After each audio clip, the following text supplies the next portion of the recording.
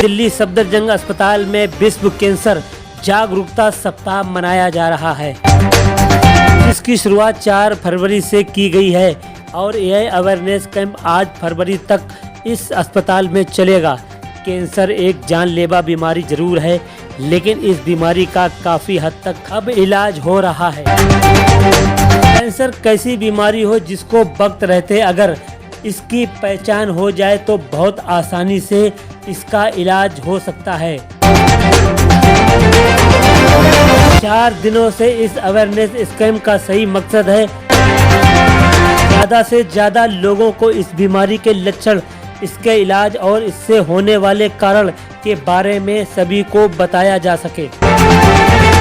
देखिए हमारे संवाददाता शाहनवाज खान की एक खास report, BBC 24/7 news, Safdarjung hospital, नई दिल्ली।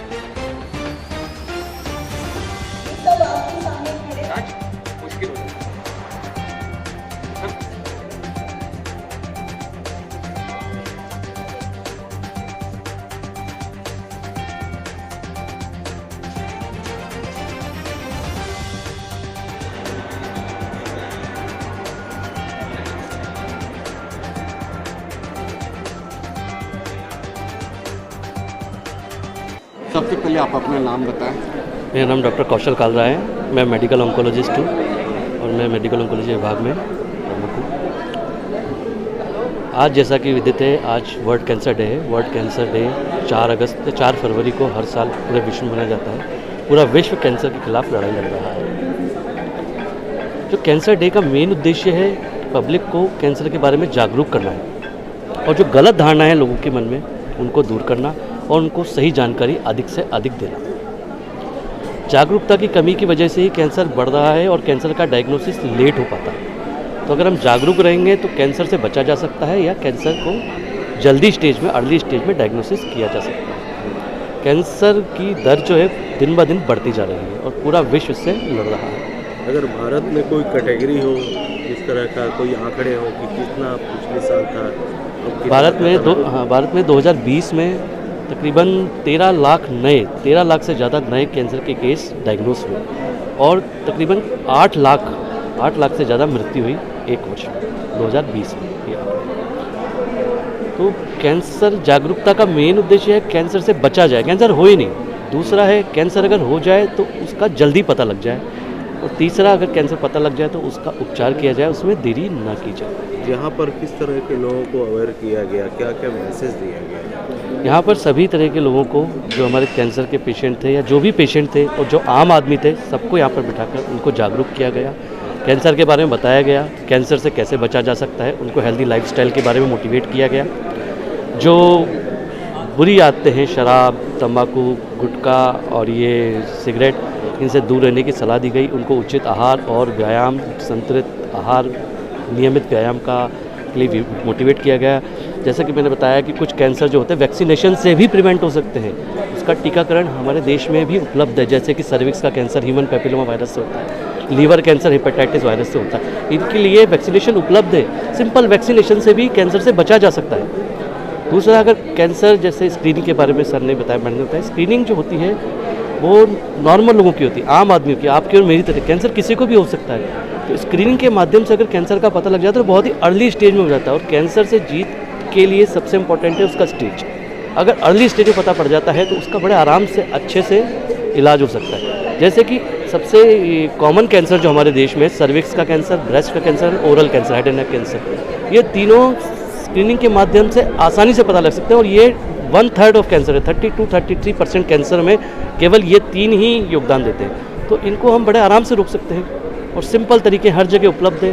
तो प्रॉब्लम है जागरूकता की। अगर हम जागरूक होंगे, हर आदमी अपना स्क्रीनिंग नियमित तरीके से कराएगा, हर आदमी ये प्रिकॉशंस लेगा कैंसर से बचने की, तो कैंसर से आराम से जीता जा सकता है। ठीक। मैं doctor BL Sherwal, medical superintendent Safdarjung hospital. आज सफदरजंग अस्पताल के अंदर हम लोग कैंसर अवेयरनेस दिवस मना रहे हैं और ये एक्टिविटीज़ पूरा हफ्ता 4 तारीख से लेकर 8 तारीख तक अस्पताल में रहेंगी।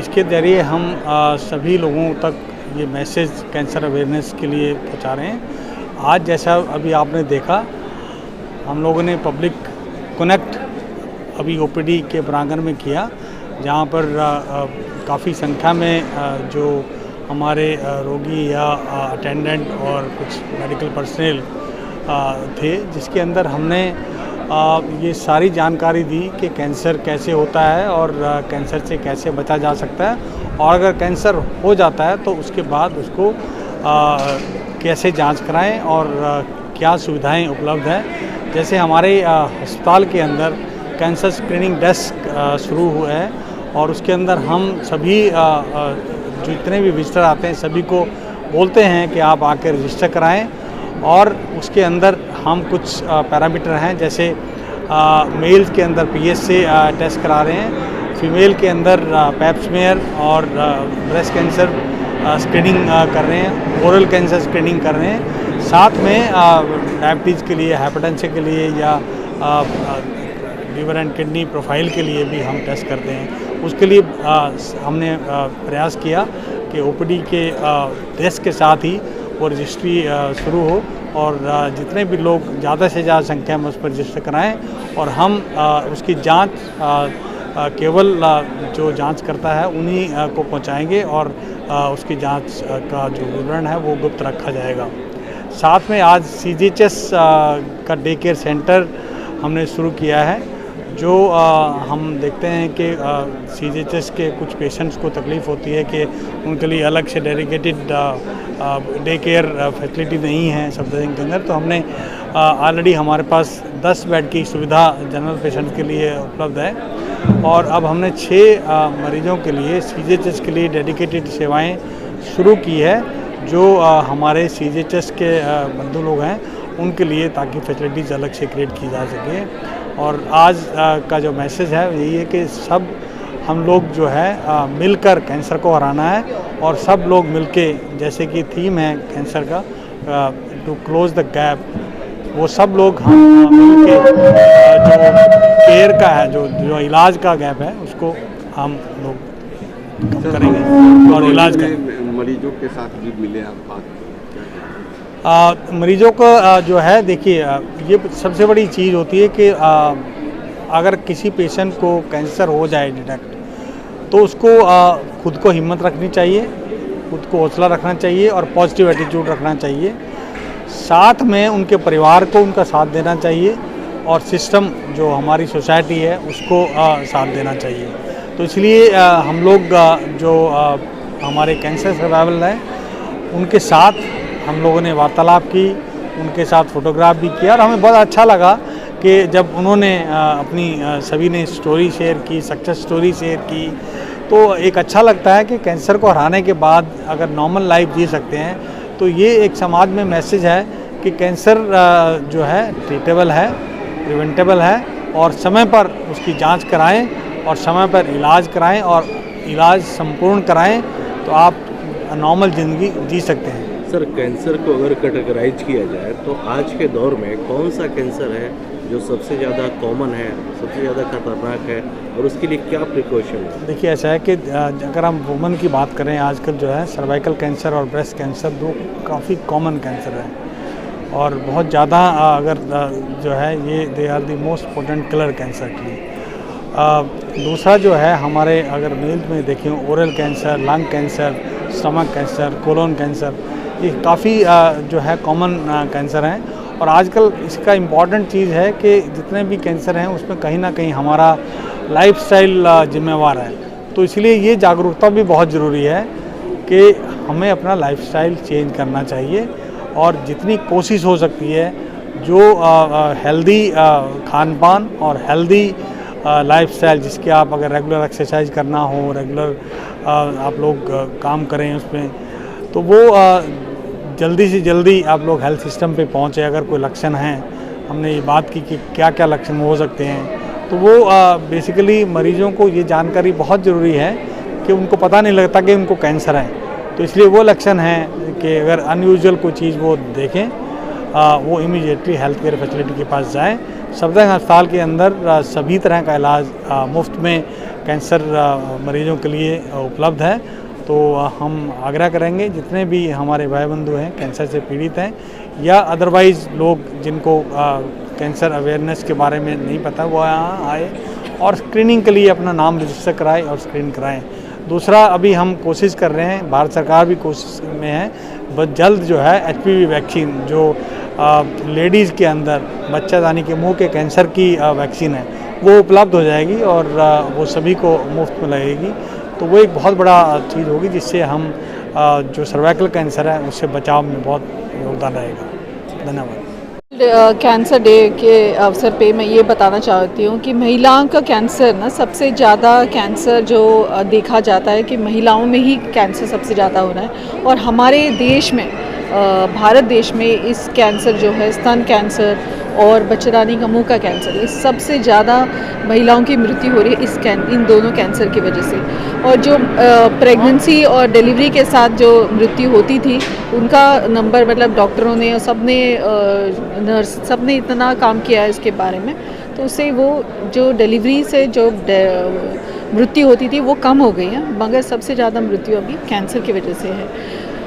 तो ये आप देखो विश्व में सबसे ज़्यादा, एशिया में सबसे ज़्यादा कैंसर पाए जाते हैं और उसमें से सबसे ज़्यादा भारत देश में पाए जाते हैं।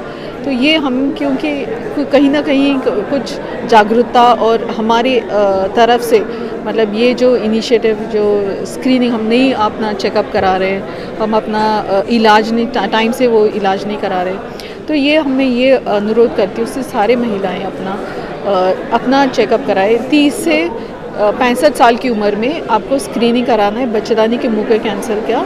हर 3 साल में एक बार पैप टेस्ट जो होता है, पैप स्मीयर टेस्ट होता है, थोड़ा सा पानी लेके उसका टेस्ट करते हैं। इसमें कोई दर्द नहीं होता है, कोई ब्लीडिंग, कोई खून नहीं जाता है और इससे कोई परेशानी नहीं होती है और ये आराम से ये टेस्ट किया जा सकता कुछ है। प्रिकॉशन भी है मैम जो इस तरह के कैंसर को कंट्रोल करे होने से पहले? हाँ जी, तो जो कैंसर है स्तन कैंसर, उससे क्या है कि मोटापा ज़्यादा होगा तो ये कैंसर ज़्यादा उनमें हो सकता है।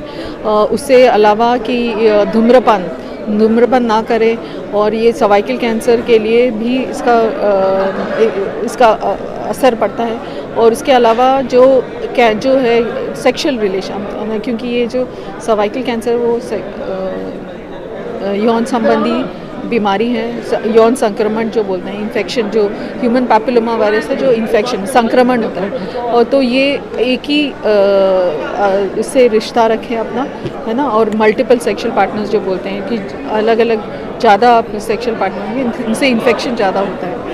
तो एक तो और जो भी इनको संबंध के टाइम में कॉन्डोम इस्तेमाल करें, उससे तो काफ़ी इसका प्रोटेक्शन होता है।